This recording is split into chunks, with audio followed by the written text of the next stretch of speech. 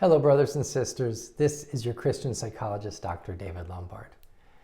Today, I wanted to talk a little bit about a physical technique that we can use for helping to control both our stress levels and our anxiety. Now, you've probably heard this technique. It's probably one of the most commonly used techniques for helping to control anxiety. We call it either diaphragmatic breathing or deep breathing. And there's a couple reasons why we do this technique. So let me talk a little bit about why before we talk about the how and the practice. Now, when we're stressed, one of the things that happens is our breathing changes. We tend to have shorter, choppier breaths. We tend to get our muscles tense and tight. And we also tend to be thinking about something that we're fearful of. And so our mind is often not even focused on our body and what's going on. So a couple of the key elements of what happens when we do diaphragmatic breathing or deep breathing is we start taking that physical control back of our breathing. One of those things that we have the most control over when it comes to our body is our breathing. We have the ability to hold our breath. We have our ability to take deep breaths, take short breaths.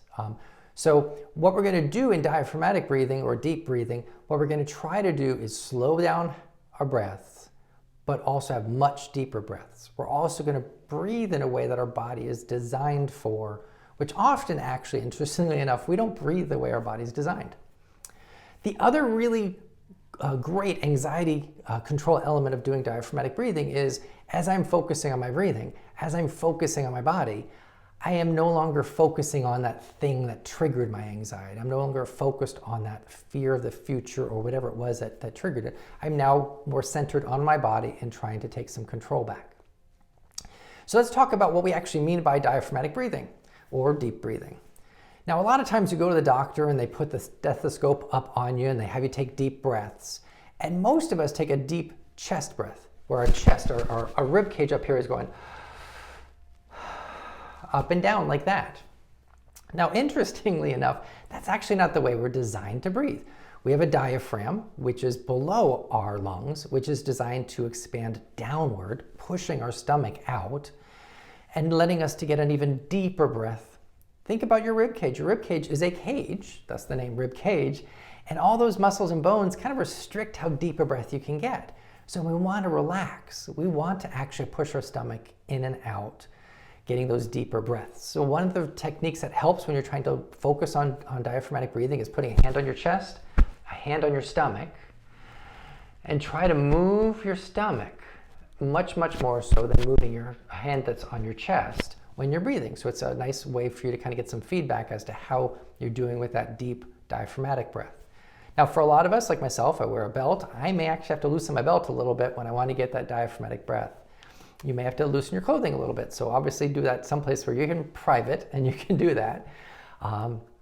And as we're doing this, what are the things that happen to our body as we start slowing our breathing down and getting deeper breaths?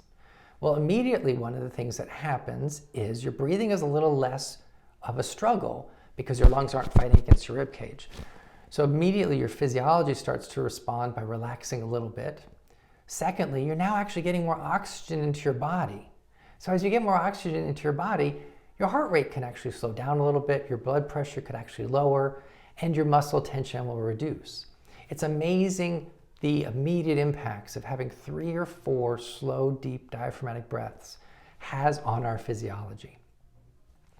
So in order to practice this, what I encourage people to do is find some place where you can sit and have both feet on the floor.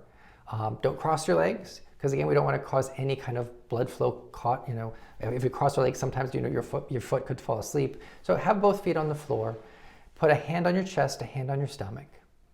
Then take a deep breath, counting in 1, 2, 3, and then out 1, 2, 3.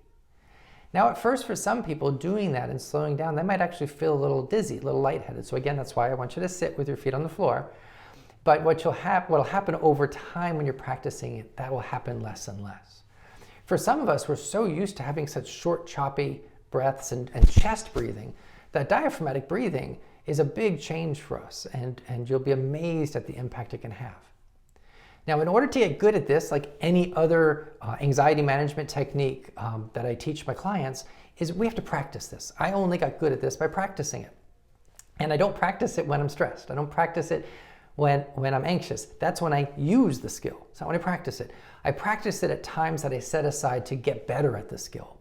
So what I suggest is 4 times a day for anywhere from 4 to 5 minutes, just sit quietly and focus on your breathing.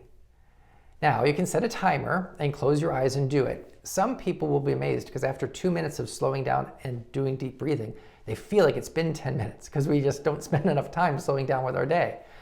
So try to work up to it. You may only be able to do a couple minutes at a time because it's just such a new activity.